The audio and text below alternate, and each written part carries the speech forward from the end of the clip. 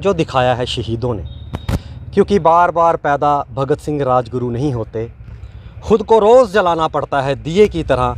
सिर्फ मुट्ठियाँ बंद कर लेने से इंकलाब नहीं होते, सिर्फ मुट्ठियाँ बंद कर लेने से इंकलाब नहीं होते।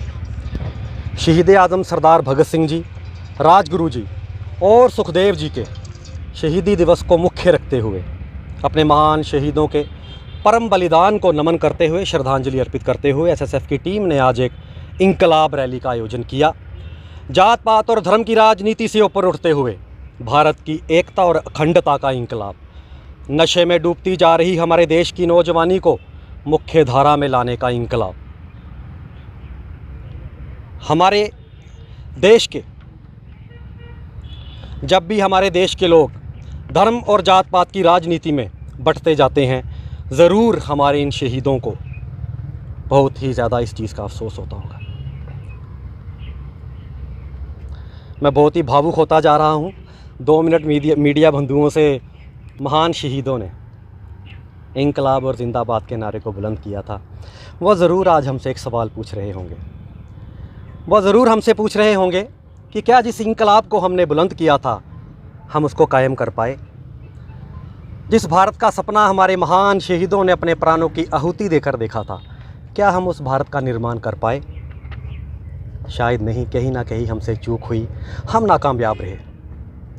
राष्ट्र निर्माण, समाज सेवा, खेल कूद के मैदान को छोड़कर नशे में लिप्त हमारा नौजवान इस बात का जीता जागता सबूत है कि हमसे चूक हुई है। किताबों को छोड़कर रील्स में मगन हमारा विद्यार्थी वर्ग इस बात का सबूत है कि कहीं ना कहीं हम नाकामयाब रहे। एकता में ही अखंडता के पाठ को भूलकर धर्म के नाम पर बटा हुआ हमारा समाज इस बात का सबूत है कि हम नाकामयाब रहे, हमसे चूक हुई है।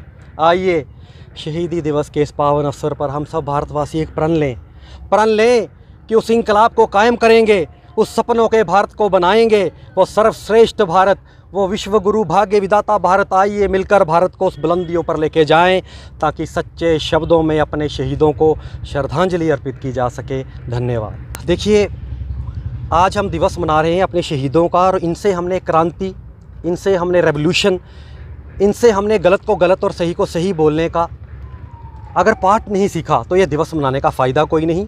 हमारे समाज में, हमारी स्टेट में, हमारे राज्य में, हमारे ज़िले में ये कुरीतियाँ इस बार मुखर रूप से चल रही हैं और इनके खिलाफ़ हमारे सारे समाज को बोलना चाहिए। Liquor mafia, drug mafia, industrial pollution mafia, mining mafia, illegal mining mafia, ये मुखर पे है और मैं चाहता हूँ हमारा सारा समाज इसके खिलाफ़ एक क्रांति छेड़े, एक रेवोल्यूशन लाए। दूसरी बात आपने की महराज मलिक के बयान की। मैंने महराज मलिक के बयान को ध्यानपूर्वक सुना। शराब पीना ना पीना ये सबकी एक निजी राय है। किसी भी धर्म पे टिप्पणी करना बहुत गलत बात है, मैं उसकी निंदा करता हूँ। लेकिन मैंने महराज मलिक के बयान में ये भी सुना, जब महराज मलिक ने बोला कि मंदिरों के शहर में शराब की दुकानें खोली किसने और क्यों, इसमें तो वो मंदिरों के शहर की पवित्रता की बात करते हुए, पैरवी करते हुए दिखाई दिए। मैंने ये भी सुना कि महराज मलिक ने बोला जब मंदिरों के शहर में शराब के ठेके खोले जा रहे थे तो माताओं बहनों पे लाठीचार्ज किसने किया।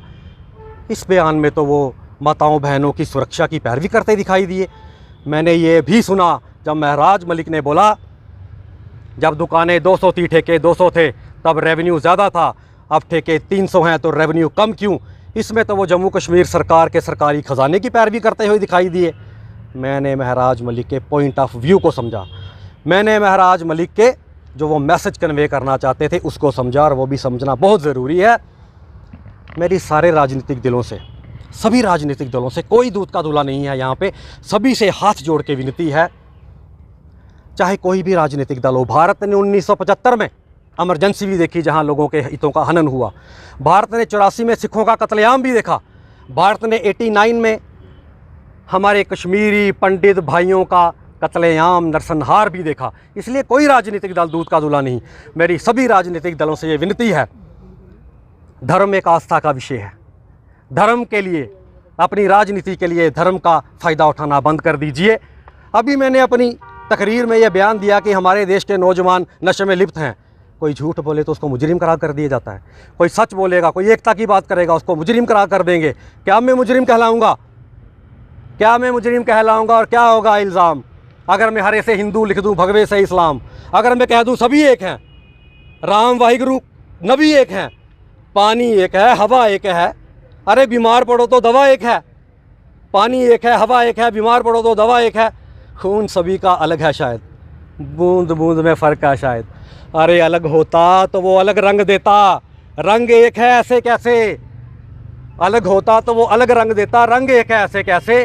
खून बहाना अगर बुरी बात है तो दंगा नेक है ऐसे कैसे। गौर कीजिएगा इस पे। धन्यवाद।